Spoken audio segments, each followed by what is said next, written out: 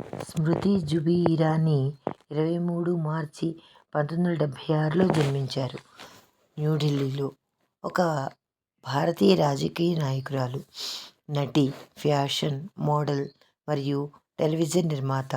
ఏక్తా కపూర్ ద్వారా వచ్చిన క్యూంకీ పాస్ భీ బహుదీ అనే సోప్ ఒపెరాలో తులసి ఇరానీ పాత్రకు ఆమె విస్తృత ప్రశంసలు అందుకుంది. ఇది ఆ సమయంలో అత్యధికంగా వీక్షించబడిన షోగా మారింది. భారతీయ జనతా పార్టీ సభ్యురాలిగా ఉన్న ఇరానీ భారత కేంద్ర మంత్రివర్గంలో వివిధ పాత్రలను పోషించారు. రాజకీయాల్లోకి రాకముందు ఇరానీ వినోద పరిశ్రమలో విజయవంతమైన కెరీర్ని కలిగి ఉన్నారు.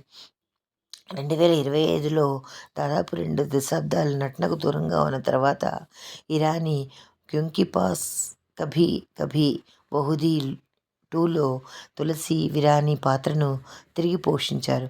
కేంద్ర కేబినెట్ మంత్రి, మైనారిటీ వ్యవహారాలు, స్త్రీ శిశు అభివృద్ధి, వస్త్రాలు, సమాచారం మరియు ప్రసారం, మానవ వనరుల అభివృద్ధి శాఖల్లో సేవలను అందించారు.